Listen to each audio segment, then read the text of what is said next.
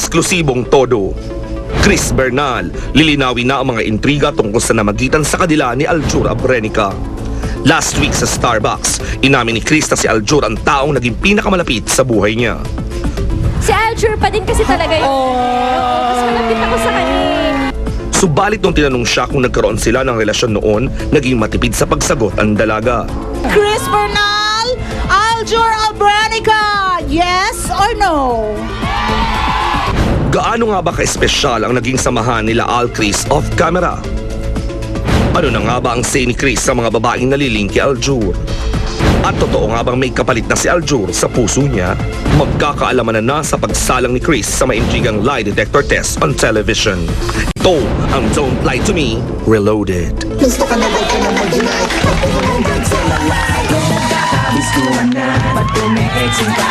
Yes or no lang ang sabi pero huli ka Shake it sweet Roll your head down to your feet Gusto ka na ba ka na mag-deny? Pag tinanong don't tell a lie. Salamat, Snaps! This is it, mga kapuso! Pwesto na! Ipupush natin ang issue to agad-agad. Ngayong hapon mismo dito lang sa Don't Lie to Me Reloaded. Palakpakan naman po natin at nakasalang na at ang handang-handa ng napakaganda si Miss Chris Bernal. Hello, magandang hapon po. Kamusta ka na, Chris? Okay lang, nakapagpahinga. Saan ka ba nagbakasyon, darling? Sa bahay lang. Bahay lang, dito lang sa Manila. So, walang traffic, di ba? Mas okay. Wala, masarap, pahinga talaga. So, kasama lang ang family, friends, ganyan. Opo. Alright. Nako.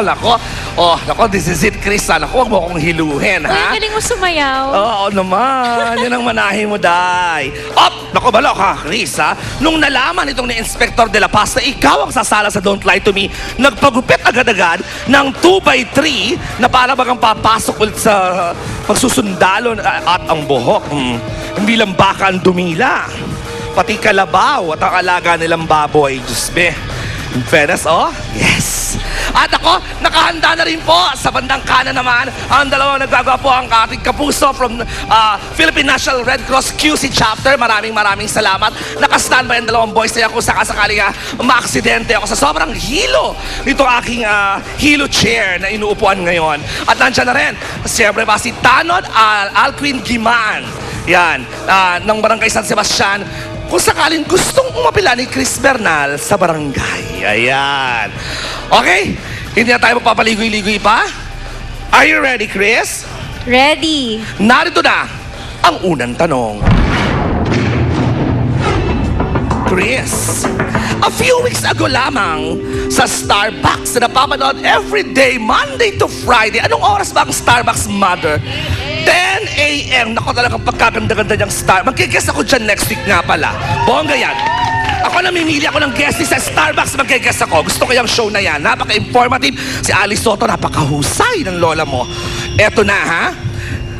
Marami nakapanood sa nasabing episode, Chris, na matamis ng ngiti lamang ang iyong sinagot nang tanungin ka kung nagkaroon ba kayo ng relasyon ni Aljur Abrenica. At ano yun, ha? Sa 3 taon na pinagsamahan nyo ni Aljur, ngumiti ka lang. Kaya naman ngayong hapon, tatapusin na natin ang mga haka-haka kung ano bang ibig sabihin ng iyong pagkatamis-tamis ng ngiti. Chris, naging mag-on ba kayo ni Aljur? Chris, don't lie to me. Yes or no? No. No. 3 taon, di sila naging mag-on. Marahil talagang love team lang, di ba? Nakita talagang close lang, na very Close talaga importante kami, sa isang yes. love team. Ano ang masasabi ng ating studio audience? Nako, lie, oh. Kahit yung mga foreigner, oh, yung isang daddy, ginaganon-ganon, lie daw. Pero I'm very sorry, ha? Dahil ang ating digital lie detector test ang maghuhusga, Inspector De La Paz, resulta. Ay, fairness, truth. Okay. So sa 3 years na yon, buti hindi kayo na-in-love sa isa't isa. Wala po talaga kami inamin ni Aljur. Kahit yung love team kami, wala kami inaamin na kami.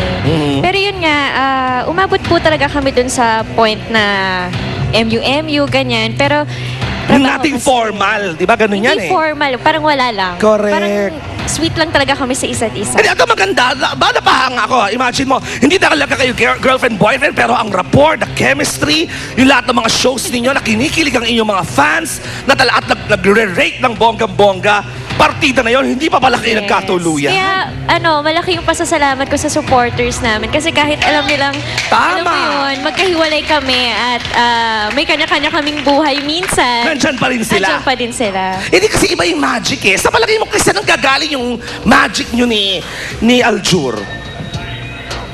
Siguro sa mata niya. Sa mga mata. Ay, gusto ko yon. Iba sila dalawa. Okay, maraming salamat for your honesty, ha? O, truth ka sa unang tanong. Tingnan naman natin. Baka eto ang mangyayari dahil ito na ang pangalawang tanong. Chris, ang balita namin, nagte-textan kayo lately ni Aljur at hinihingi ninyo ang approval bilang close nga kayo, sabi mo, at siya nga sa lahat ng mga lalaking celebrity, siya yung pinaka naging ka-close mo, nanghihingi daw kayo ng approval sa isa't isa tungkol sa mga taong nalilink sa inyo. At alam naman natin kung sino ang mga celebrities na yan. Sa case nga ni Aljur na kanina lamang ay sinagot naman niya kay Mon na magkaibigan lang sila ni Kylie. Pero, ngunit, subalit tatapwat, Chris Bernal, sa tingin mo ba, hindi mapapantayan ni Kylie Padilla ang naging closeness ninyo ni Aljur noon? Chris, don't lie to me. Yes or no? No. No, hindi daw mapapantayan. Sa bagay, 3 years pa lang kasi. Tama ba? 3 years? Anong laban ng 3 years ni Aljur at Chris sa less than a year ni Aljur at ni Kylie? Tama, possible. Tingnan natin kung ano masasabi ng audience. Naku, tingnan mo kasi naman yung pagkagwapo-gwapong naka-blue na batang ito, oh. Nakakatawa yung mga Artistahin ito, foreigners. yan, i-close na po nga yan direct. Oh, ang gwapong bata. Yan, oh. Carl, bisita ba natin ito? Oh, naku. British Filipino, how are you, darling? How's the Queen? Is the London Bridge falling down? Oh, not yet. I'm sorry. Oh, ano ulit? What can you say about her answer na no? Oy, marami may untruth, konti lamang ang lie. Pero syempre ba, ang magdi-decide ay ating digital lie detector test. Inspector de la Paz, resulta. Alright, true. Palakpakan naman natin si Chris. Yay! Okay, modesty aside, hindi ka nagmamayabang, di ba? Bakit sa palagay mo hindi mapapantayan yon na yung pagtingin na yon?